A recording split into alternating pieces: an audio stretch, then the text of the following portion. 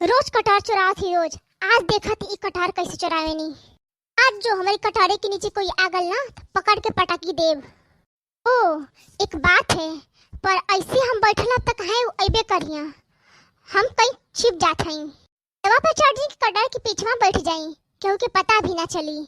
कटहर के पीछे ही छिप जाती, केहू ना देख पाई, तो केहू नहीं देख पाई।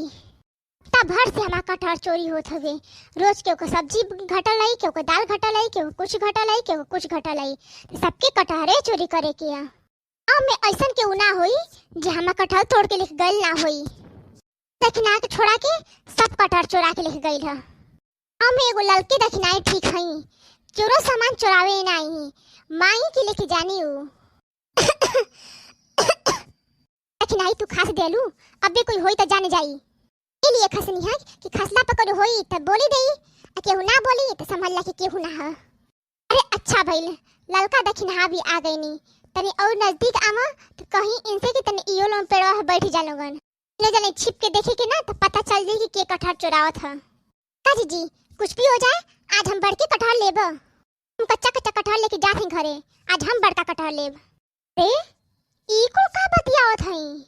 तना दखिना है ना कि तू तो पेड़ पे चढ़े जानलू तो तू ही चढ़ो, नहीं तो अब्बे मोटकी आ जाए कि नहीं तो जानी जाई। दादा इही कुल हमार कटहरा चुराई चुराई लेके जात हई। अरे ललका डर ओकर नहीं है कि मोटकी आई तो बोली, डर एकर है कि ऊपर गिर न जाए हमन का, तो दबा जाए कि ना तो चटनी बन जाए के चटनी। टंगी हाथ पकड़ब, पहले तोड़ो तो। अरे जिज्जी रोज तो हसिया लेके आवत रहनी जा तो काट लेते रहनी जा, आज तो हसिया भुलाई गई नहीं जा। हलवा तो बहुत मजबूत होता, इतना तो टूटत नहीं। पकड़ के लटक जा दखिनाई, खुद ही टूट जाई। और लगाइया था तनी से पकड़ के झूल जाई, लगा कि ना खींच ला पकड़ के। अरे जीजी बहुत मजबूत है, टूटते नहीं। और ऊपर करा देखी ऊपर वाला शायद टूटी जाए, के तोड़ ले दखिनाई। हल्का जीजी टूटते नहीं खे।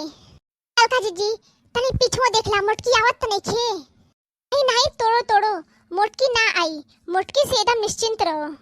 तो चली ना पाइया वो अन्या का। हाँ ये केकर आवाज रहे? बड़की जीजी कि नहीं तोड़ जल्दी तोड़, नहीं तो बड़की जीजी आई जइया। ललका जीजी बड़की जीजी घुकटाओ। बड़की जीजी बड़ी बड़की जीजी को याद करत हूँ, शैतान का नाम लेबू शैतान हाजिर हो जाई। ललका जीजी शैतान हाजिर है। कहाँ दखिनाई ये कटहरावा के पीछावा। अरे दखिनाई अब तुम छोड़ के भागत ही रे दादा। ललका जीजी नहीं छोड़ो, नहीं तो गिरे तो हाथवा गोड़ा टूटी जाई। अच्छा तो तोहने लोग चुरावत रहलू हमारा कटहरावा? अरे नहीं जीजी, ई तू कैसे सोच लेलू कि हमन के भला तोहार से कटहर चुराई? सामने ही देखत हई, आ सामने ही आँखी में धूल झोंकत बाटू। अरे अब का करी, बड़की जीजी से कैसे बची? अरे नहीं बड़की जीजी, हमारी अदखिनाहा में ना शर्त लागत रहे कि देखिए सबसे पहले कटहर के छू ले था। हाँ बड़की जीजी ये सही बात है, सही बात है। कुत्ता जुलभकट्टा कटहर चुरा थी और न तुमके पहाड़ा सिखावत हई, ये बतावत हई, समझ में आई। छोड़ दे जीजी, बड़की जीजी छोड़ो नहीं तो गिरे तो मर जाइब। हम मर जाए तो हम कलवा के देखी जीजी। एक कटहर रोज एक कटहर एकदम खटार खत्म कर देनी हमारे पेड़ पर का। देख लेनी ना तो ई पेड़े पे बांधी के मारब।